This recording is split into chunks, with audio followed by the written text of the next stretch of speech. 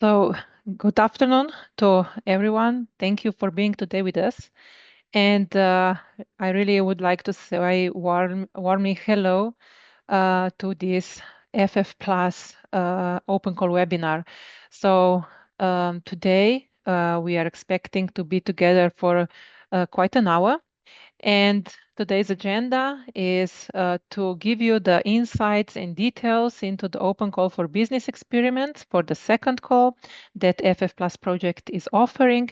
But before that, we will also provide some information about how to access the EuroHPC GU infrastructure that is one of the main supporting infrastructures used by the FFplus projects. And today, I'm Tina Martz. Today, we'll moderate this webinar. And with me, I would say hello to two speakers, Ms. Klara Mestrovic, which is head of the peer review sector at the EuroHPC GEO undertaking, and her main area of responsibility is to management of the peer review process related to the EuroHPC access calls. So she will give us information about how access the EuroHPC infrastructure. And afterwards, Dr. Guy Lonsdale, CEO of Scapos, who actually is one of our leaders of the open calls for all this decade of Fortissimo, so experienced expert who actually will talk about the call and also the opportunities that HPC high performance computing actually brought to SMEs also in all the past decades. So Fortissimo, well-known project running for more than a decade, which offers a great opportunity to European SMEs and also this addition to the startups who would like to explore the opportunity of utilizing HPC and AI for their real cases or real business challenges. I would like also to inform you that this webinar will be recorded, also provided afterwards on the FFplus website. So please stay muted so we can enjoy the talks. And after each presentation, you will get an opportunity to unmute yourself, ask a question, or either you can always put your question in the chat box below. So enjoy the webinar, and I will now leave the floor to Ms. Klara. Hello, good afternoon, everyone. Thank you, Tina. Let me share the screen.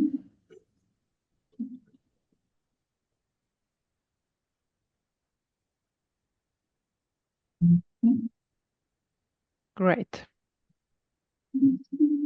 Will you see the correct one? Yeah, yeah. Just go ahead. Thank you very much. Good. Okay, so thank you for inviting me to this webinar. So my name is Klara Mestrovic, as Tina mentioned, and I will give an overview on the access opportunities that we provide here in the EuroHPC JU. So this is an overview slide of the presentation. Besides the great projects that we fund, as Fortissimo is, the mission of the JU is also oriented on the infrastructure procurement. So we procure world-class supercomputers and now as well AI factories and quantum computers. So besides these parts of the mission is also to provide access to this infrastructure, which is very important. And how do we provide this access is we do it in a structured way.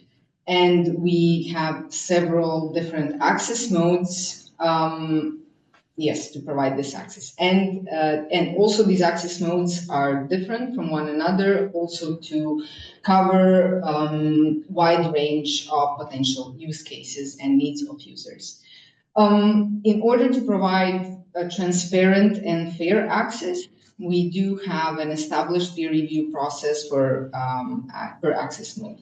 So we will dig into this, and this has been an overview. So the first thing that I mentioned is the infrastructure. So what is the available infrastructure? So first to mention is the EuroHPC supercomputers that you may have probably heard of already. So at the moment, we have 5 operational petascale systems, Vega in Slovenia, Carolina in Czech Republic, the Eucalia in Portugal, Discover in Bulgaria, and Meluxina in Luxembourg. We also have 3 pre-exascale systems, Lumi in Finland, Mare Nostrum in Spain, and Leonardo in Cineca. We will very soon have also our first exascale system, which is Jupiter, located in Germany in Jülich.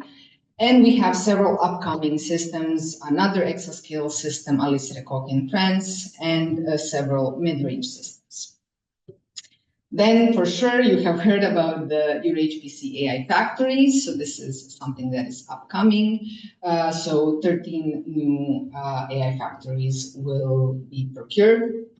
And as well to mention the quantum computers. In this framework, we are not providing access yet. However, it is possible that we will start doing this from this year, so this will be as well something very new. So not to forget to mention our quantums, and there should be 10 quantum systems upcoming as well. Okay, so the access modes that we have, so this will be again an overview slide of the access mode before going into depth of each. Before we just had these 4 access modes that you can see, we now rebranded into traditional HPC access calls. This is of course after the big change in AI came and we introduced new AI access modes. So these 4 calls have been running from 2021. They're very well established, and these are benchmark development, regular access, and extreme scale access. And then, of course, now the calls for AI applications, and we call them now AI factory access calls. So here we have 4 different access modes. One is intended for scientific applications, which is AI for science and collaborative EU projects access mode. And then we have playground, fastlane, and large-scale access mode, which are intended for industrial applicants. Of course, before going into depth of each calls, I have to provide some information on the eligibility. So I believe this slide is quite inclusive. As you can see, we are open to all fields of research and as well open to all types of entities. So from industrial enterprises and SMEs to academic and research institutions and as well public sector organizations. In case of traditional HPC, we also have resources reserves.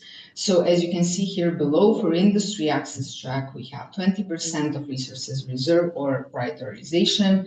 And for scientific, this is 75 and 5% for public administration access track. So who is eligible to access our machines? So here, well, you will see on the right side, I would say that it's a bit complicated wording coming from our regulation. I will try to simplify it. Basically, the infrastructure that is funded through the Horizon 2020 program, which is our petascale machines, basically our currently operational infrastructure, petascale machines and pre-exascale machines, applicants affiliated with affiliations located in the list of Horizon 2020 countries can access these systems. For new systems like Jupiter and upcoming infrastructure, this list will be expanded to the Horizon Europe list. So there are several more countries in addition to the previous Horizon 2020 list. And here we have as well another criterion, which is that the principal investigators or project leads should have the employment contract 3 months after the end allocation date on the same affiliation. One important thing to mention, which is very much the eligibility for industrial type of applications, is that the principal investigators in case of traditional access modes and as well as project leads in case of industrial innovation access modes must be affiliated with an industry organization. We are, of course, open that the team members the collaborations can be, of course, are open to all types of entities, but the project lead really has to be from an industrial organization. So it's a mandatory requirement.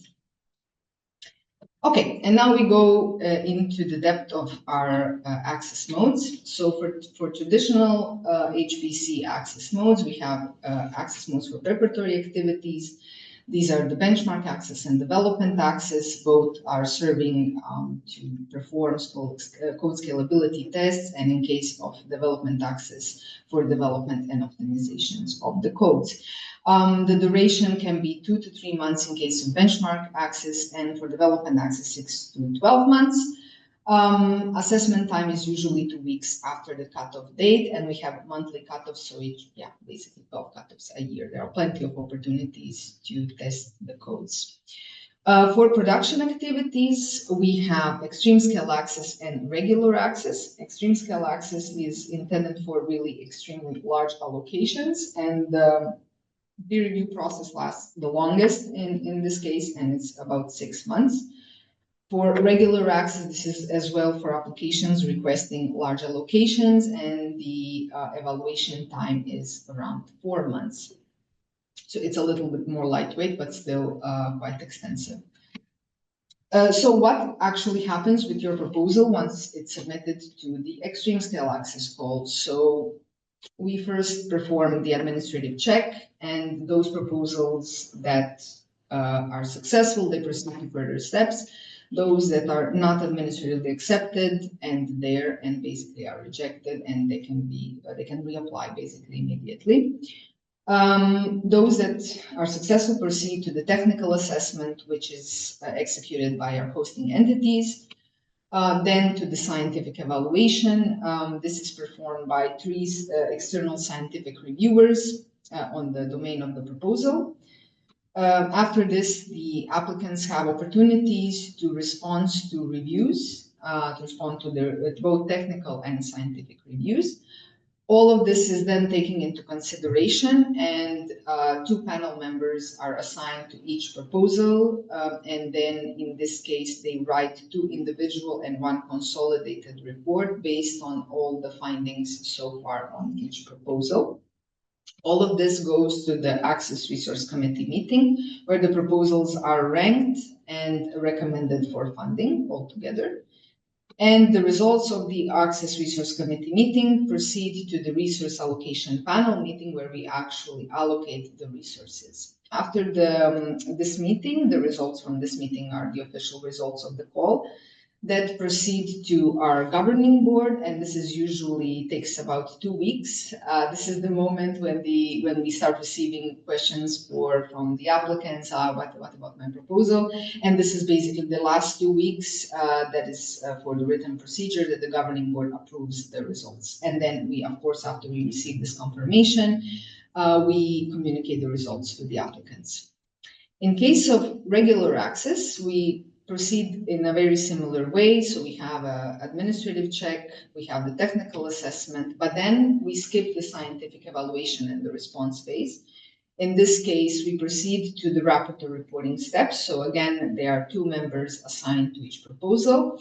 Here, I must add that the proposals are individually also discussed within their domains, and then later as well discussed during the Access Resource Committee meeting. Again, the rankings of the meeting are proceeded to the Resource Allocation Panel meeting, which the results are proceeded to the Governing Board for approval.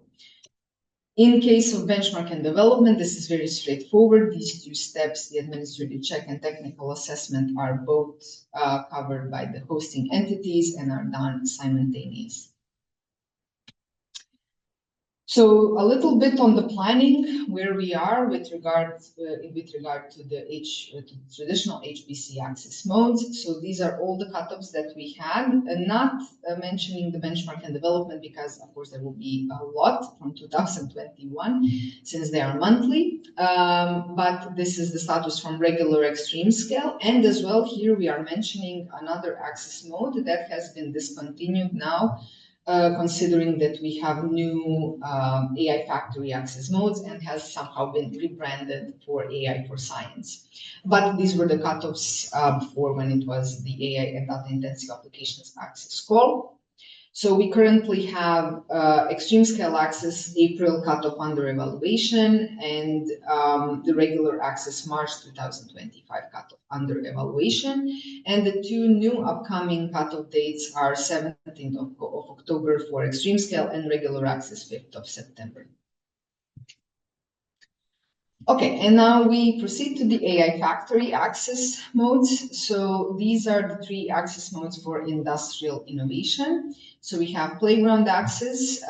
This is for entry-level users, and this here it's intended for testing, playing around, as the name suggests.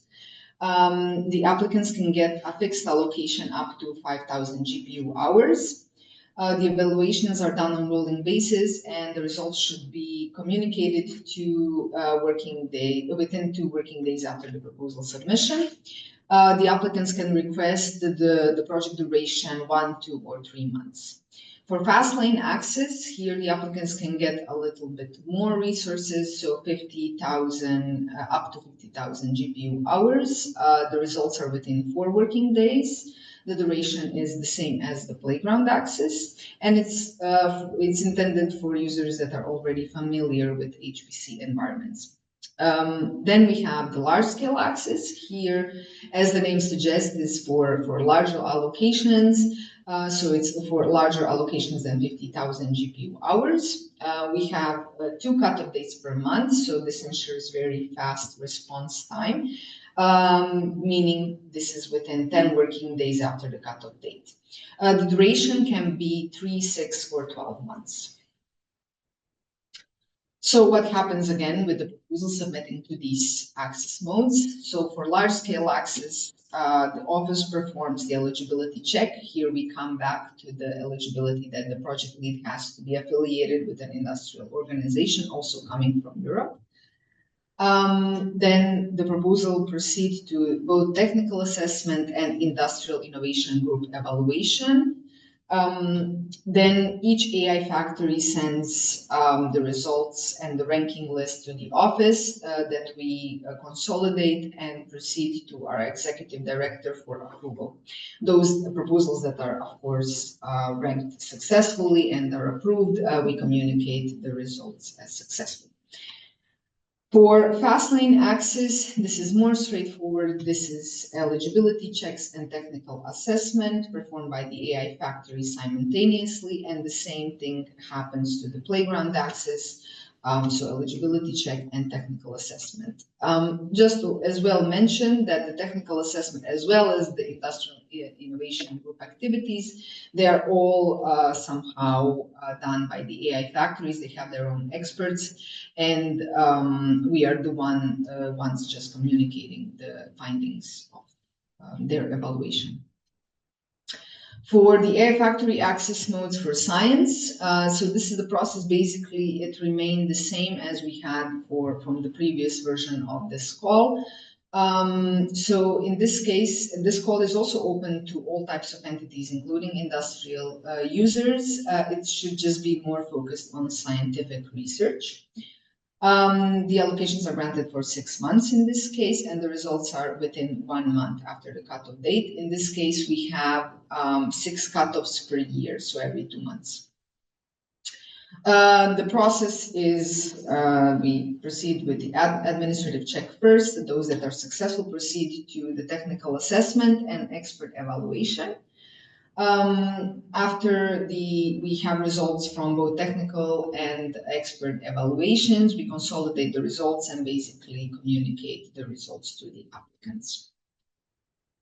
So this is the planning basically until the end of the year, how it will look. so quite busy, if I may add.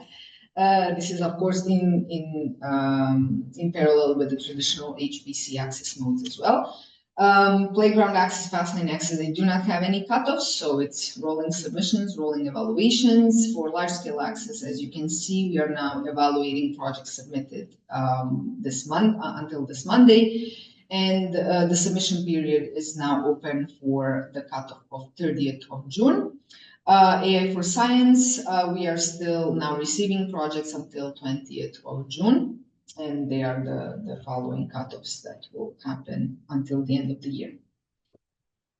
So before giving some conclusions, I would like to highlight also the support services that can be asked while applying and also independently. So we have the Epicure projects that provide high-level support teams for applicants, and in this case, what is important to add, this only works when you are actually submitting a proposal. It is available in all access modes for traditional HPC. Minerva is a bit different. So Minerva is again for providing support for AI applications in this case, but it's not connected to the proposal submission. So it can go both ways. It can also be with the proposal submission. Basically, the staff from Minerva can be contacted at any moment to help with the applications. And the last thing that I would like to add here are some guidelines and advice for future applicants. So I would like to highlight to pay attention for our website, especially regarding the new calls, because it's also very new for us. So we will publish and refresh the information for sure. Periodically, also to pay attention for the eligibility criteria, especially in case of industry users on the organization country and organization type. Also to provide a valid VAT number, we do check this, that it's a valid company. Then to fill in the application forms, especially in cases of the AI factory access modes for industrial innovation, where we do not have project templates, so it's just the online form. So to provide the most details that you can, so the evaluators can better assess your proposals. Also to have a considerable number of team members, not to go overboard, even though we do not have a restriction on this one.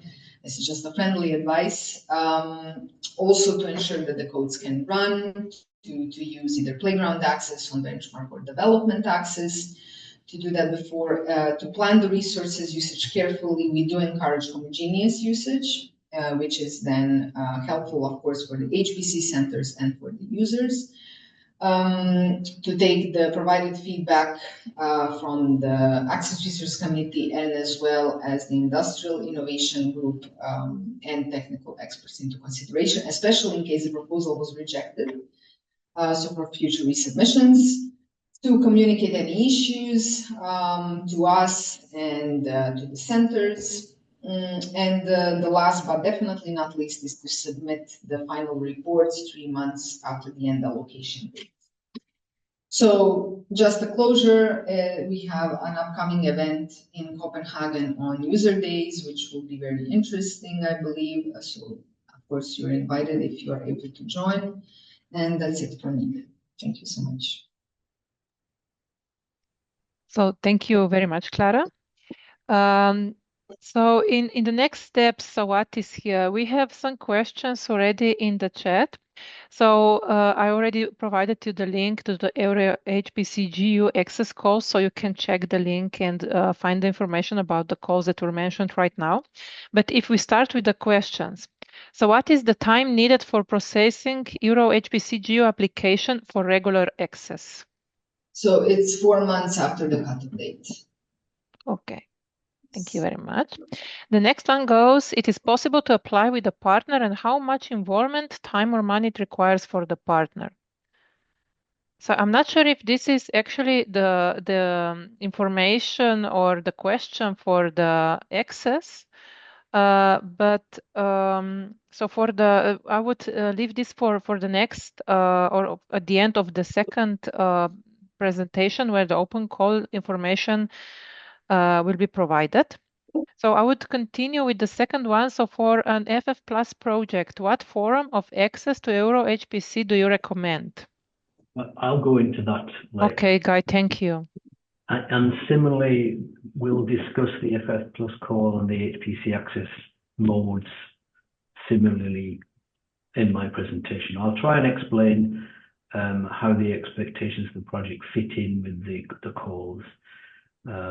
We were very grateful for Clara that she came today and explained all the details. So thank you, Clara, again.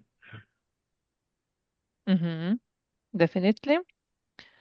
And maybe we can try to answer one more question from Mr. Robert. So are the FFplus call and an HPC access mode mutually exclusive? No. No, it's not.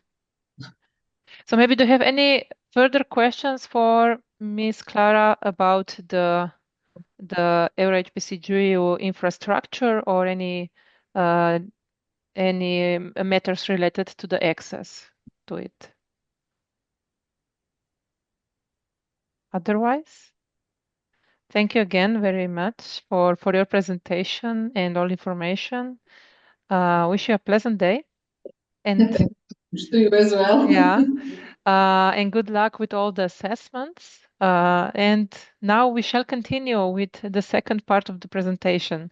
So I will give the floor to Dr. Guy Lansdale. So it's time to present the FFplus Open Call for Business Experiments. So Guy, go ahead. Okay, so welcome to the main body of the webinar. Thank you again to Clara for presenting the access themes. We put that up first because Clara had to leave for another meeting. In fact, the topic fits into the sort of second half of the presentation that I'm going to give. So I'm going to be talking about the second call for business experiments, addressing the uptake of HPC by SMEs. And I'll explain in a little while what we mean by business experiments. We have a particular understanding of that.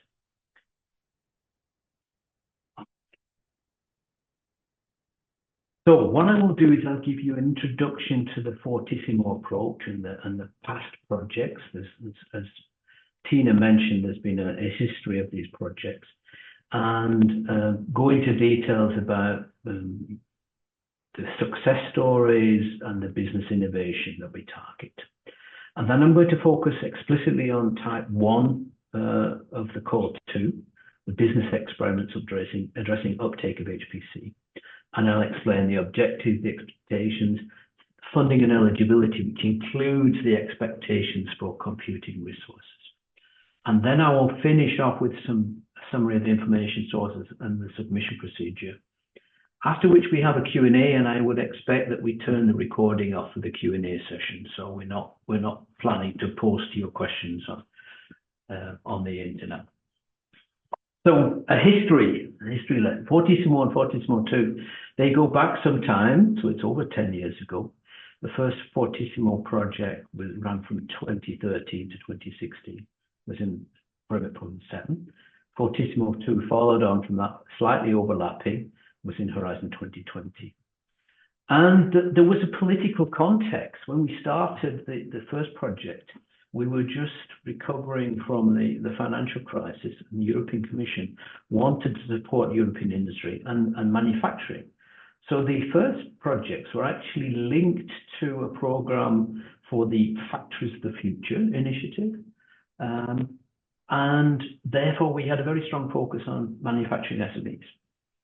The picture on the right, I particularly liked one of our friends, Mark Parsons from EPCC, explaining to Monsieur Barnier, famous for being recently in French Prime Minister, and before that in charge of Brexit, explaining at a Hanover trade fair about the Fortissimo projects and using a rather smart motor car as an example. But the point wasn't showing smart cars, but it was actually explaining the business impact of doing HPC and trying to benefit the European industry through the exploitation of HPC. And that's what it's all about. And making sure that actually the investment that Europe was making in HPC was not just for academia, it was also for industry. We followed up with that with the FF for EuroHPC project. So FF stands for Fortissimo, of course. Fortissimo for EuroHPC. And that also had quite a focus on manufacturing, but not only. And what we'll see, one of the topics we'll see is that there's quite a migration or a development from original manufacturing processes, manufacturing computing, which was very often modeling and simulation, through data analytics and now to AI applications. And we'll see that later with examples. So what's Fortissimo really about? What it's not about is performing blue sky research. We are not looking for academic exercises. We're not really trying to support academia and research organizations. We're trying to support SMEs. And the mechanism we have is that we perform, so we fund sub-projects. In the past, they were all called business experiments, because we're asking SMEs to bring a business challenge and then with some support from others show that HPC can help them solve that business challenge. You'll see in a couple of minutes that that's changed a little bit. It's been extended, which is why FFplus is called FFplus. But the bulk of the funding in our projects goes to these SME-oriented activities. And of course, we want to support those SMEs. We want them to get benefit and business benefit from doing the work. Well, that's only part of the story. The big part of the story is promoting the use of HPC and now HPC and AI to the ecosystem of SMEs in Europe. So the big story is a set of success stories to show to SMEs, these companies managed to get real business benefit from HPC, you could too. We want to promote to the whole ecosystem in Europe. This is something that's beneficial for you or potentially beneficial. It's not just about big science. It's not just about academia. It's about solving real business problems with commercial targets. And we've published then in the prior projects over 120 success stories, showing what can be done with variety of application areas, from farming to design of complex apparatus, and via urban planning and looking at wind patterns or pollution within cities. And I'll show you a couple more examples. But that's the big story. That the main mechanism is to generate success stories to convince other SMEs that HPC is something for them. So some examples. I've got just two examples of business benefits. This is one looking at additive manufacturing and the design of the process and improving the process. And what you don't see on this slide are speed up graphics, scaling factors. What you see is why did they do it and what did it mean? It meant shortening delivery time for products to customers, reducing costs in production, getting a better design through better accuracy, and at the end of the day, creating new jobs. Those are the business benefits, not how well does my simulation code scale. And a range of, not just the usual suspects of manufacturing, but also a range of different sectors can benefit. This is one case in aquaculture. So we're actually using HPC and AI to improve the aqua farming and improve the situation for the fish behavior and growth, and enabling the commercial operation to make better business decisions. So using AI and HPC. We have a whole range of different success stories. We have a large booklet from the first two projects and also one from FF for EuroHPC, where you can see a range of different applications where SMEs explain what the benefits were for them. And we would really recommend you have a look at those. So there's some really interesting presentations. There's some quite exciting, fascinating videos about by the applications that have been done before. So now to the consortium.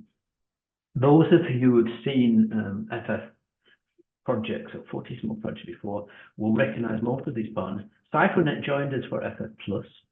And what's also new is that we're inside the Digital Europe program. It's a 4-year project, and it's led by the University of Stuttgart HRS.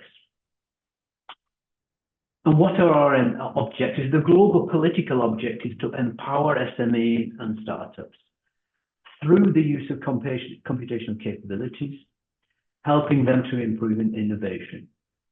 I will go into details about the two types. The plus means that there are some changes compared with the past historic Fortissimo projects. And the big change you see there is we got 2 types of sub-projects that we're funding. We'll be running 6 open calls. We held the first open call last year. And we have business experiments and innovation studies starting. I'll explain what those are. And the overall funding for the budget for all those 6 calls is approximately 24 million euros. I'm going to focus today on the business experiments because that's the topic of the first sub-call for call 2 in this year. And as I've said before, this is about addressing uptake of HPC by SMEs. The other type of sub-projects is coming, the second call is coming later this year, and that's very different than what we saw before. It's not about performing a business experiment, but it's about developing technology. So business experiments solve a business challenge using HPC, introducing HPC to SMEs. Here we typically have highly proficient SMEs in AI with HPC know-how, but they don't have the large-scale computational resources that they need to scale up their business. So that's what's different about the innovation studies, and I'm not going to say much more about them today. I'll give you some examples, some information about what happened in the first call. So we had a lot of proposals, 126 from all across European countries and associated partners. We were able to fund 19, so that gives you a little bit an idea. This is very much a competitive call, and we can only take the very best, the top-rated proposals for funding. There is a focus on SMEs, as you see here. The funded sub-projects are involving 34 SMEs. It's all about SMEs. The other organizations are there to help, but you're not our concern. Our concern are the SMEs. And I just said that. 79% are SMEs. And that's the main objective. So that's why we're doing. Our objective is to support SMEs in the projects, in the sub-projects, and in Europe in general, in the ecosystem. We had a lot of, a quite range of application domains, and here you can see the spread of different topics and different domains covered by those top-rated proposals that we were able to fund. And we had, in that case, a particular focus on engineering and manufacturing, but also quite a number of health proposals. What has changed a lot is that in the past, I think computer-aided engineering was the bulk of this experiments we had.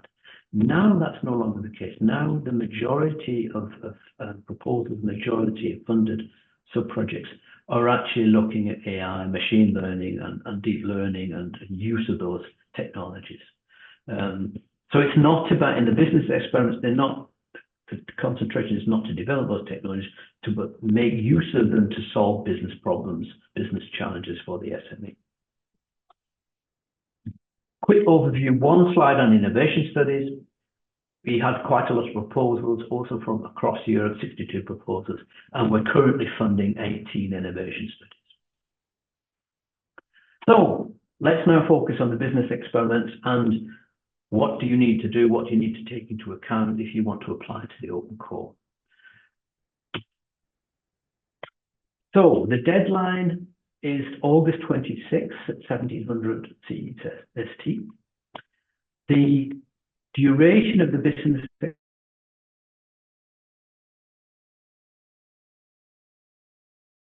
in time to allow the new business experiments to start on January 1st.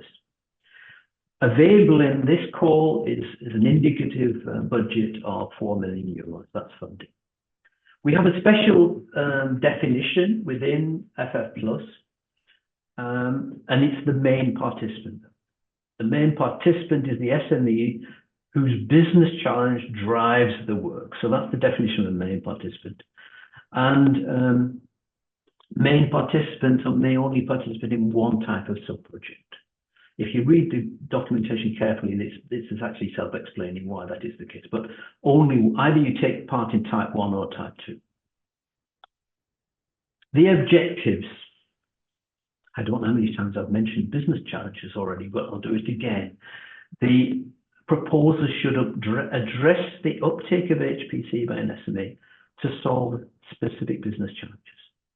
And very importantly, they should have had no prior use of HPC or experience of HPC. So if they've been working on HPC in a prior project, that excludes them from being funded in the call. And as I mentioned already, the key output is actually the success story, because we're going to use those to demonstrate to other SMEs that HPC use makes sense. And it makes sense not just for getting scaling results, but actually solving a business problem. We don't have any restrictions on the type of application domains. The priority is the business impact that you expect to generate, but we're not targeting research-oriented SMEs. So we define that context. If you're really in the research sector and that's your business, that's not what we're looking for. We're looking for real business, commercial uptake. And of course, we want to target the widening of HPC use within Europe. So coming to the expectations, we clearly define the objectives we have. Please be aligned with those. Explain and justify your business challenge and why you need HPC. If you don't need to use HPC, then you're in the wrong place. The proposal doesn't fit. This project is about showing HPC can make business impact. You need to have that in your proposal. You need to explain the expected business impact and the value creation. So define your specific objectives accordingly and include support partners as necessary. It is possible to have a single organization consortium. I would sort of say this is quite challenging if you don't have prior HPC know-how or experience to address an HPC-oriented business experiment. Rather difficult, but it's not excluded. But if you define a consortium, make sure that you understand what all their roles are and that you actually need each other's parts. You need to define the resources that are necessary to meet your objectives. You have to budget for those resources. And I'm going to say a lot more about HPC computing resources. As I've mentioned, there is a growing contribution of AI or machine learning related applications within the set of business experiments. They very often bring in data protection issues. So it's your job to make sure that you define those issues within your work plan, that you have mechanisms involved to be conform with the EU law, and that your experiment conforms with the EU law. That's your job, it's not ours. So you cover the data protection issues. We do need you to support the project in generating publisher success stories, and they will be in multimedia form. So we are looking for interesting video contributions, text contributions, not scientific nerdy text, but business impact text, that sort of thing you'll see in the existing success stories. We do want to be complementary to past experiments. So in a general sense, if you're duplicating something that's been done before, then you would expect not to be rated as highly as something that's very new or addressing something we haven't seen before. But so that's an advice to be complementary. So now I'm coming to, I have 2 slides on HPC computing resources. When I repeat this webinar, I will be adding in the presentation from the GU at this point. We have an expectation that you use the HPC resources provided under the GU's access schemes, or the access modes we heard about earlier. Those services are provided free of charge. So that is one major issue. Those services are being provided. We've heard about the 2 types of access schemes. When I wrote the text for the call, they were still called Supercomputer Access Policy and AI Factories. We've just seen that the name's been changed. Another important point to make is if you are using nationally provisioned HPC resources, also provide free of charge, that's equivalent. So either JU systems or nationally provided systems. And you would, whether or not these access schemes fit to your needs depends on your type of application. As we heard, the AI factories access schemes are for AI applications, and the other types of applications would fall under the HPC use schemes.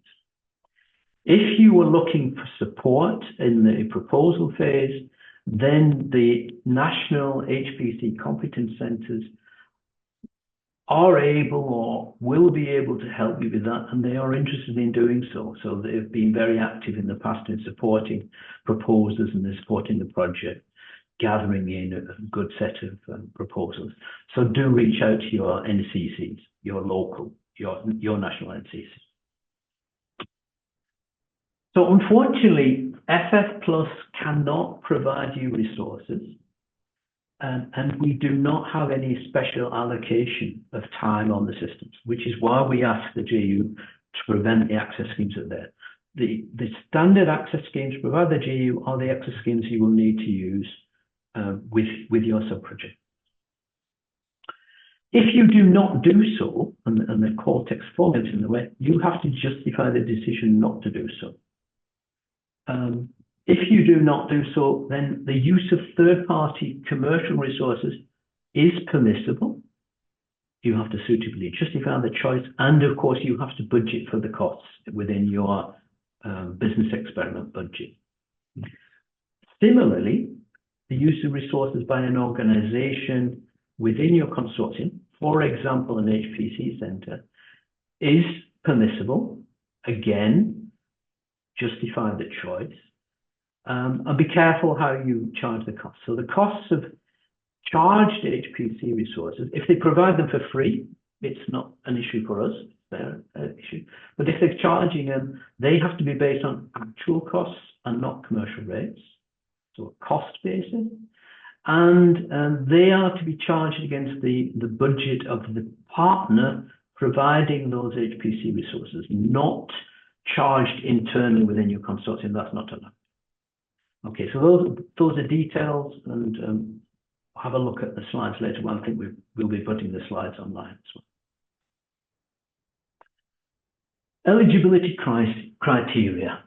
I've already mentioned that the experiments should be a business challenge of an SME new to use of HPC, and that SME can only take part in one experiment as main participant. The main participant is the SME that drives the experiment, and supporting participants are the other organizations needed to do the work. So need to do the technical work necessary to achieve the objectives of the experiment. Applications, proposals may be submitted by one or more, multiple main participants if they share a business challenge, and optionally one or more supporting participants as needed. But each of the partners should have a very clear role within the consortium. And the maximum number of partners is 5. So the total maximum number of partners in the consortium is 5. Which organizations can participate? This comes down to, well, obviously, you have to be an SME, so you will have to confirm that your company status is that of an SME. And either you come from an EU member state, or you come from a country which is associated to the Digital Europe programme, and that association was in force at the time that this grant agreement for FFplus commenced. So the grant agreement started in 1st of May 2024, and that all countries associated with the Digital Europe programme at that point in time are valid. We do not fund individuals, so we fund organisations. This is slightly different than the definition of principal investigators in the Access Scheme, but we fund organisations. Those organisations will be signing a contract with the university structure. And finally, all the FFplus beneficiaries know this, but if you are talking to any of them, they are not eligible to participate, either as a main partner or as supporting participants. So FFplus beneficiaries cannot be involved. So what about the funding conditions? Well, the third parties, or you as proposers in your consortium, will receive 100% funding of the costs, but only direct costs. There are no indirect costs allowed. We already mentioned 15 months maximum duration. There is a maximum funding budget of 200,000 euros for consortia, for a business experiment as a whole. The maximum funding per organisation is 150,000. And for supporting participants that may, in principle, participate in multiple business experiments, that limit of 150,000 applies to all the business experiments in which, across all FFplus codes in which they participate. We expect actually it's the main participant that is receiving the bulk of the funding. So in principle, at least 50% should be going to the main participant or participants. And if you deviate from that, you need to fully justify that choice and the reason for it. For supporting participants, we're only looking to support engineering or technical activities. So only those activities are eligible for funding. So no business consultancy, marketing initiatives, administrative tasks, or any other non-engineering, non-technical tasks. So such things are not eligible for funding. If you provide it for free, that would obviously be okay. What types of costs are we supporting? And we read the note at the bottom first. This table does not include subcontracting, and thus it is ineligible for funding, so no subcontracting. We cover personnel costs, that they should be in commensurate with the work done, work trigger per fund. Depreciation costs of equipment that is special to the needs of the experiment. So we don't pay for standard equipment such as laptops or monitors, etc. Those are not eligible. Travel needs to be justified in terms of performing the work of the experiment. HPC compute capacity we've just been discussing. So ideally using fee-free EuroHPC resources or national resources, and justify why you're going to take a different strategy if you choose to do so. Other costs. We cover costs for acquiring specialized software licenses needed to do the work, but obviously not your general MS Office or Linux operating system costs that you might have. So no general Office software. If you need to pay for accessing data sets or collections needed for the experiment, that's also valid. So how do we evaluate the proposals? This has not changed for quite some time. We have 4 categories, and they're all equal except the impact is more equal. Impact is scored double. So each criterion gets a score of maximum 5 points. Impact has a double score. So that means the maximum score available is 25 points. We do apply a threshold. So we apply a threshold. You need a minimum of 3 points to be eligible for funding, which applies to impact, excellence, quality, the consortium. And the detail is, if we perform a ranking of all proposals and choose the top proposals from that. And then, of course, we have to deal with situations where proposals are ranked equally. And here you see the priority, impact, excellence, quality of consortium resources. And then finally, if it gets down to the last few euros, then we will look at all the points are absolutely equal. We would fund the business per experiment proposal that is asking for less funding. Okay, some of this I've already mentioned. Submission deadline, 26th of August, $1,700. Submissions are all in English, and it's purely electronic submission. And here's the link to the web page where you can, through that page, you will find your way into a proposal submission tool. What you need to do there is upload 2 documents. The first is a spreadsheet with the administrative information. And the second one, which has the bulk, the core of your proposal, is a PDF document. We provide a Word document as template. We ask you to use that. And from that, you can generate PDF. There is a maximum, there's a limit on the number of pages. And it's strict, so please adhere to that. 10-page maximum plus a cover page. If it's more, we will reject it without evaluation. Part A, if you put extraneous information there, it will be deleted before we pass it on to the expert evaluators. So we're getting to the end, sort of wrapping up now. Again, here's the link to the open call area, and there are a number of documents provided. The first given here is the definitive document defining the rules for the call announcement and proposals guide.